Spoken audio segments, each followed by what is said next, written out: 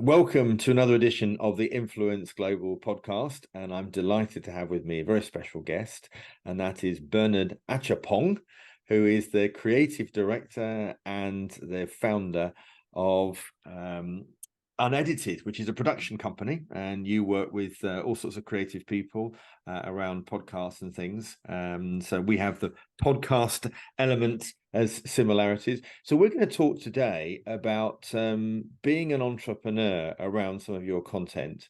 And I think it's really interesting subject, actually, Bernard, because sometimes people, they produce content because they think it's going to deliver the results. And sometimes it lacks purpose. I mean, I was running a session at the podcast show around monetizing your content, and it was massive in terms of the amount of people that attended. So it is a challenge for some creators because they think their content will deliver, but sometimes don't always know what it is. So anyway, welcome to the show. Thank you very much. So how did you get started before you became the creative director? What was your sort of background before this? So I was essentially bopping around the BBC trying to take on any opportunity that interested me, but it didn't seem to come together as a cohesive package. I did some work on the Today program. I worked for the World Service. I worked in the Religion and Ethics department. I worked on the pop radio stations.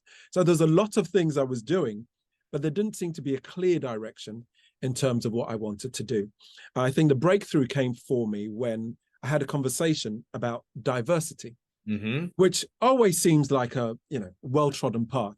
But the insight I got in this case was diversity wasn't a problem, diversity was an opportunity. Interesting, yeah. And by thinking about it that way, what would your organization look like if it was more diverse? What would it be doing differently and better than other organizations? And how could you capitalize on that?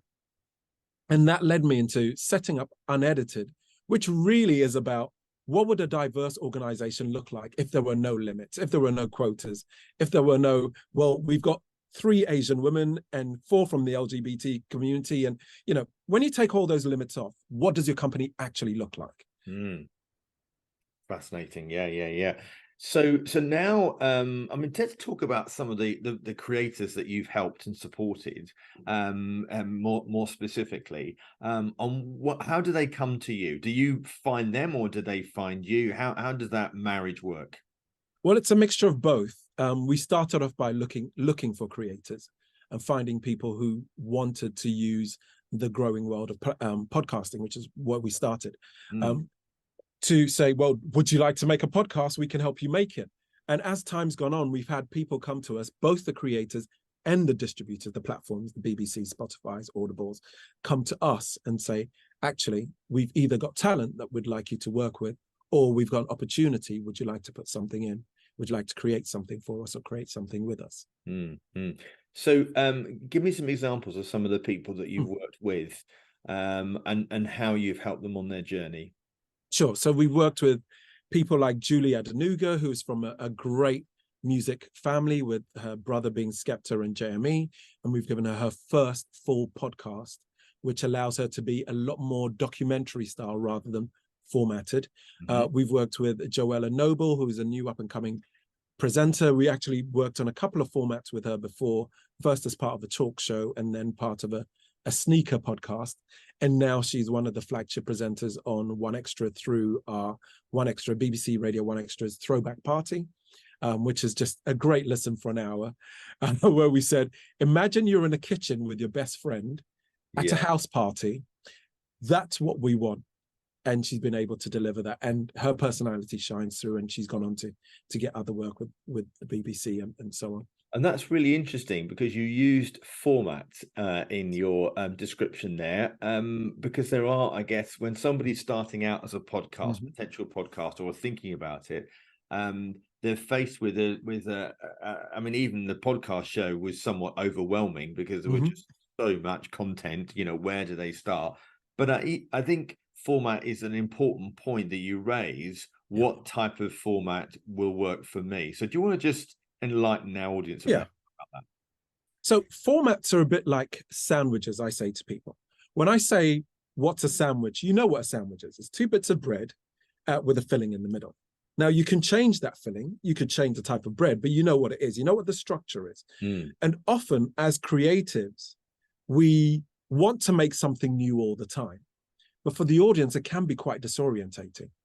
If they know, for instance, you have as you can see behind me, I have a passion for music, and every week that I'm going to come up with my classic album. I tell you what the album was, what year it came out, and something you didn't know about the album.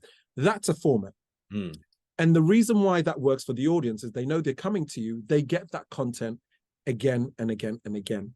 Formats are something that allows you to be consistent, because one of the challenges with creating content is real consistency. And if you get the right format, if you get the right type of structure for your sandwich, you can add, today we're putting ham in there, tomorrow it's turkey, it's falafel the week after, but it's that format that your audience gets used to and know you for.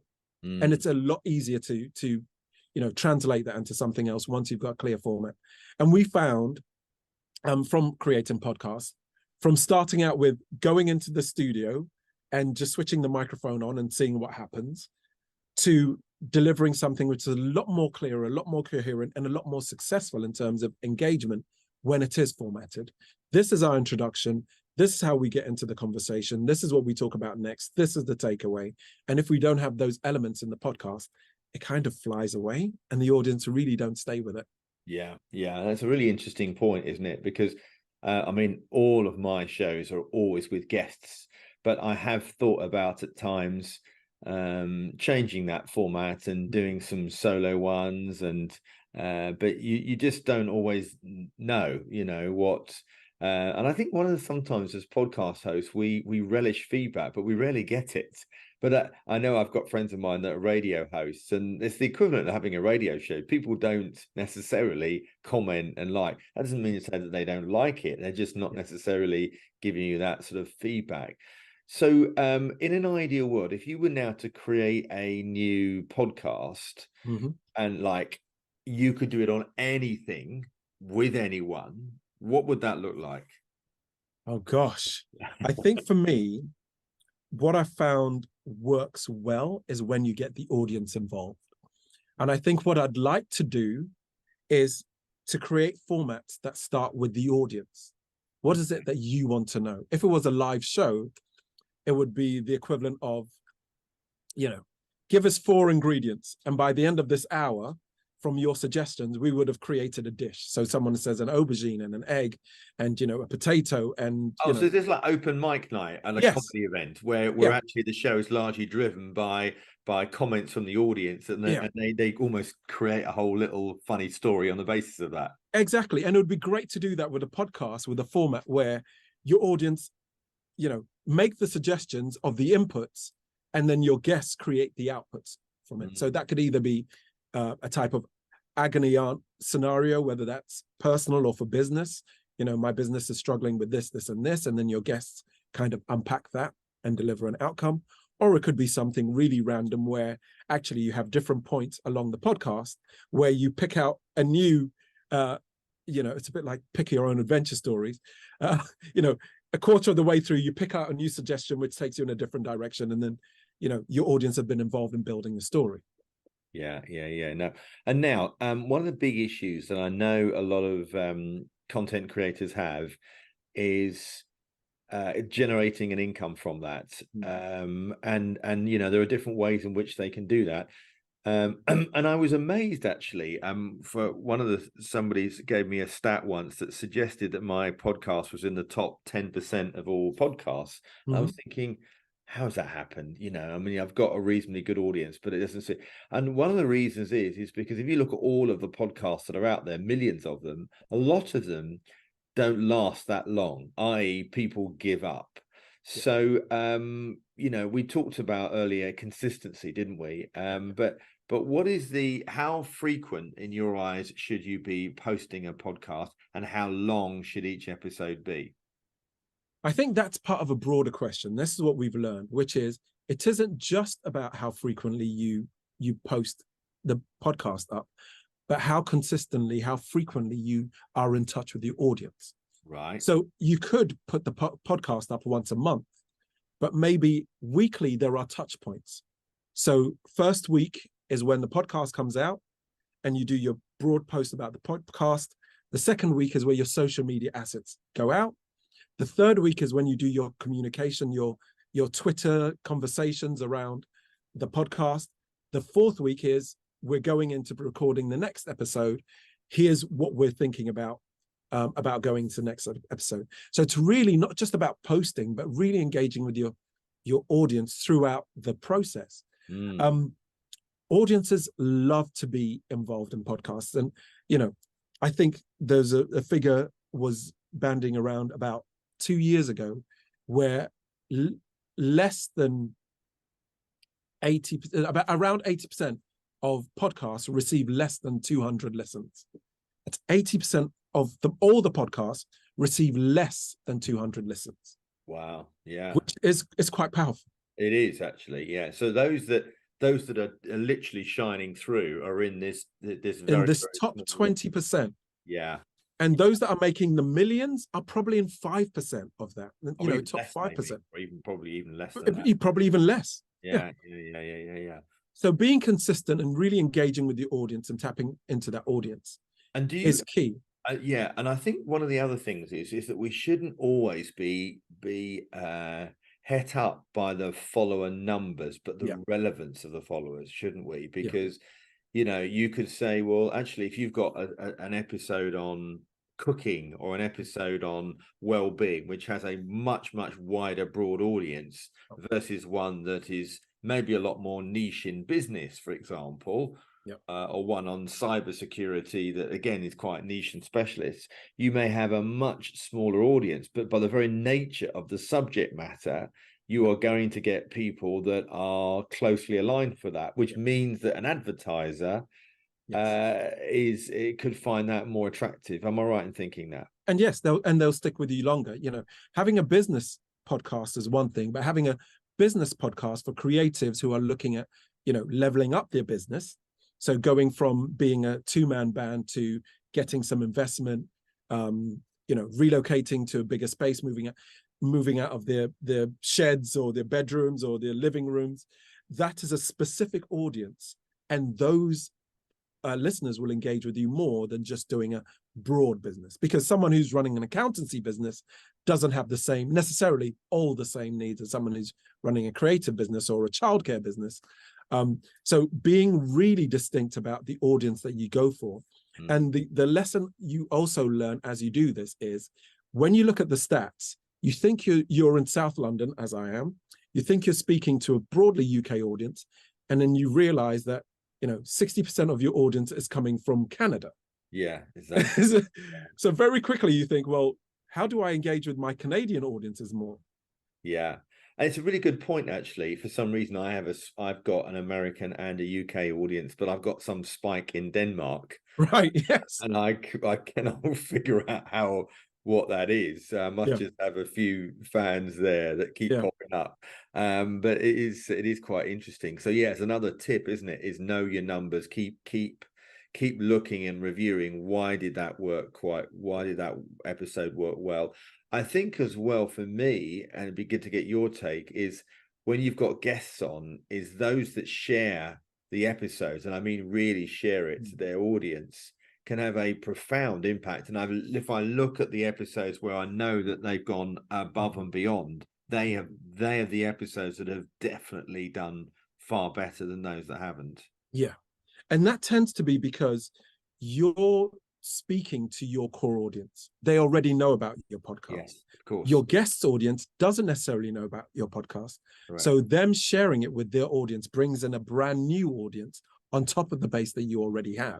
Yeah. I think as well, it makes them look good by what I would call social advocacy, because they're not necessarily promoting themselves.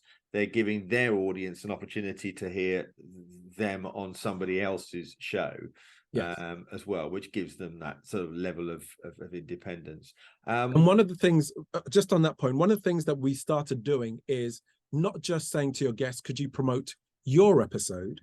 But when we invite them to come onto the podcast, we send them something that they could share to say, hey, I'm going to be on this podcast soon. So you get 2 hits, if you like. That's a good You idea. get I'm going to be on this podcast. Check it out. What do you think I should talk about? Ask their own audience. And then when the episode comes out, it's almost rewarding their audience for that work that they've done. Yeah, no, absolutely. And because people's attention spans are less, are you thinking that a typical podcast should be 20 minutes to half an hour, or does it depend on the episode? But I used to do them at the beginning that were an hour, but I'm now within the 20 minutes to 30 minutes. Yeah, that's where we land for interview-based formats. When we're doing things that are a bit more narrative, some sound design stuff, then we're more in the 40 minutes.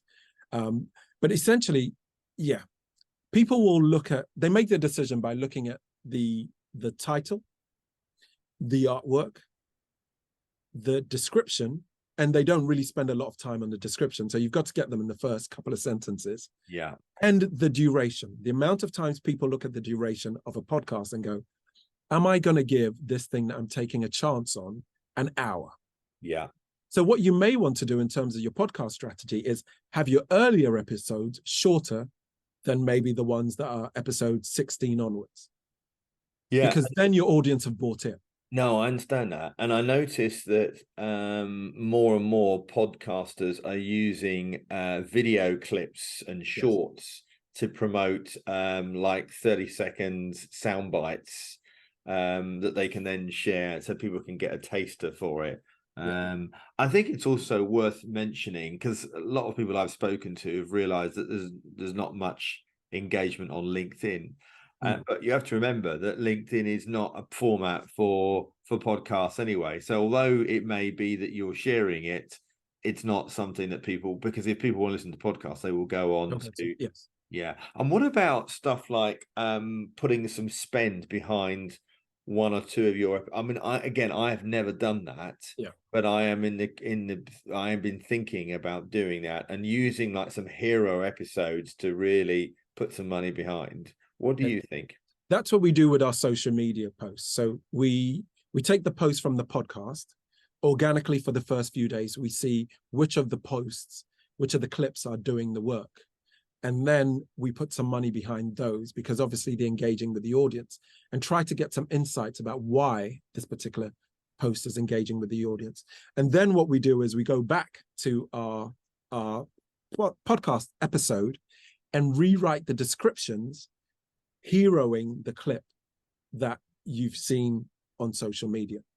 So we might just tweak it a little bit. If there's a particular speaker who was on the post that engaged, we might move them further up the billing, or maybe use one of their quotes from the clip that's going viral, so to speak, into the description. And what's your view about promoting an episode that you did like 2-3 months ago? Oh yes, always. As much as you can, although knowledge is evergreen, right? My grandmother will tell me something that will, be useful to me and also to my grandkids. So knowledge is evergreen. Yes. So as long as you can pick out from your podcast the nuggets of knowledge from them, really mine them. Yes, there's personality stuff. Yes, there's banter stuff. Yes, there's entertainment stuff. But there'll be real nuggets that you can pull out, which will help, especially if you're working in marketing or business or anything that can be passed on from generation to generation, from viewer to viewer, from listener to listener. Yeah. Then pull those out and make sure that they are part of your offer and your description. Maybe change your title after a while. The thing that Netflix does all the time and always suckers us in is they keep changing the picture, and you think, have I seen this or haven't I seen this? So we will, regularly change the artwork. And I mean, I break mine down into seasons. Is that a good strategy in your eyes? Versus like, I'm now at like 216th episode, whereas I break mine into season 5, season 4, and so on. Seasons is a lot better, a lot cleaner way to curate your podcast episode. It's great to say, this is episode 195. It's a bit of a vanity metric because you can still say I've got 195 episodes across 40 seasons. Yeah. So but seasons really make it easier to curate. And also, if you've got commercial relationships, it's a lot better because it allows you to be flexible with sponsors to say, well, if you want to sponsor season 2 as well, it's a different tariff. Yeah. And do you tend to, when you're looking at a brand to sponsor a podcast, might it be one episode or might it be a series of episodes? Do you go and create content somewhat aligned with the sponsor, or do you are effectively the sponsors coming in because of the pretty much the show as it is, and they're just adding their advertising? And just to add to that, do you is that advertising in the show read, or is it an external audio clip inserted within the mid-roll? Yeah, so what we found, lesson learned here, was advertisers aren't coming for the personalities. They're not coming for the podcast itself. Correct. They're coming for the audience that the podcast pulls. So we saying, hey, we've got this guy, he's really great, and he's a great talker and he can get loads of great guests.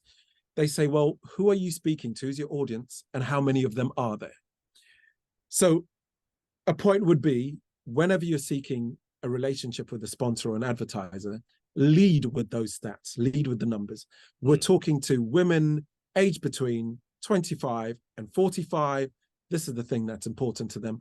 Oh, when we happen to have a guest who speaks directly to them. We happen to have a host. We happen to have a podcast that works for them. Once you start having those relationships, just from a return on investment point of view, advertisers will want as many eyes, as many ears on their brand and their product as possible. So it's probably not in their interest to advertise on just one episode. No. And probably not for yours either, because you don't want to keep doing the work for each episode. Yeah. It's easier to say, we have a season, you can be our partner for the whole season. A season is 15 episodes, and you get exposure on all of them. Then you can say, and the rate is, for us, it's £200 per episode. Yeah.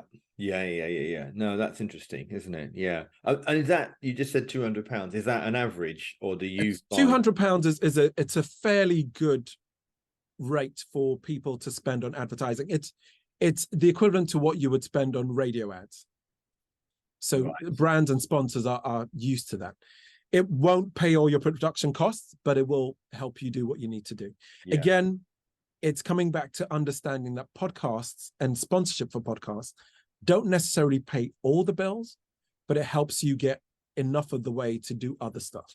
So things like monetization from merchandising, from live events, from taking your one amazing podcast and turning that into a stage show. So for instance, how my podcast went viral. You might have one episode which for some unknown reason went viral. Well, something like the podcast show is a great place to talk about that single episode that went viral, and over half an hour, break down the things that your podcast was about, the guest that you had on it, why you picked that guest, what it was that made that particular thing go viral, when you found out it was going viral, what you did to capitalize on it.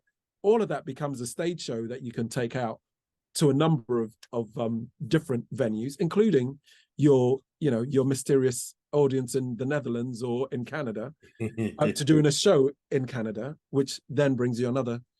And well, it's interesting you say that. I've never done a podcast live, but I am thinking of doing that in the not too distant future, because video, of course, plays a greater significance.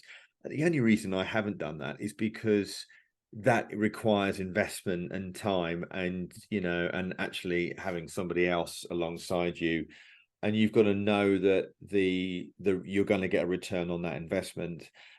However, that said, I know that before we had this recording, we were having a chat beforehand about creators should look at what they're doing is entrepreneurial, the entrepreneurialism of podcasting.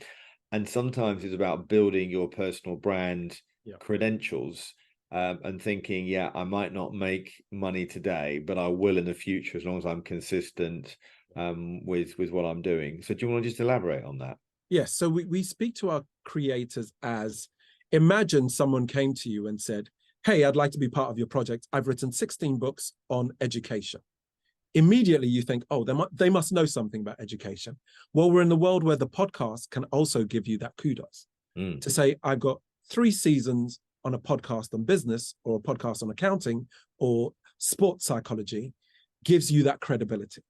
So podcasts can be used to grow your credibility in a particular space, not just, providing you an income. It might do, but it might not. But making sure that as you put content out, you make sure it's the thing that allows you to have credibility in that space. Especially if you're thinking of writing a book, for instance. Test your theories out in a podcast.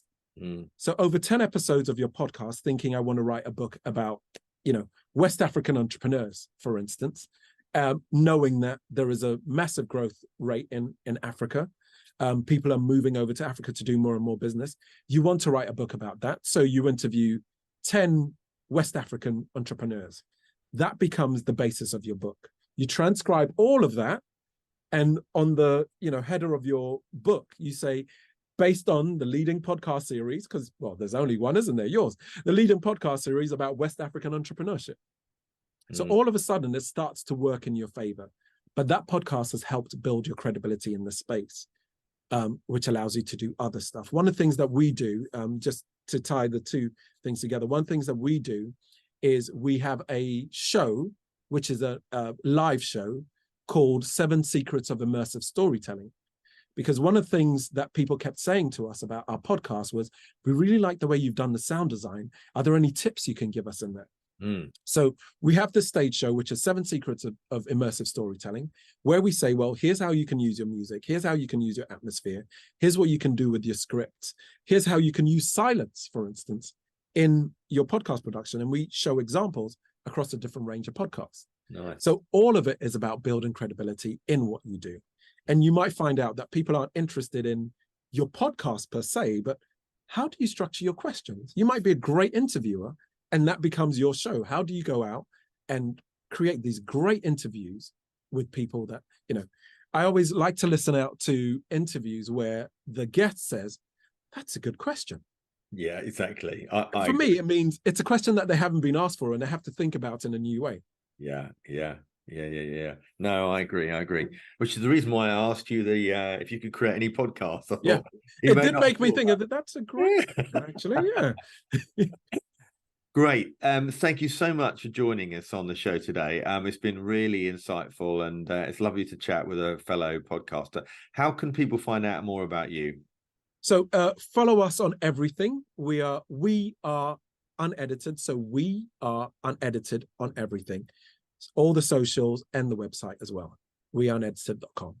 Right. Lovely. Thank you, Bernard, so much for joining us today. Thank you very much.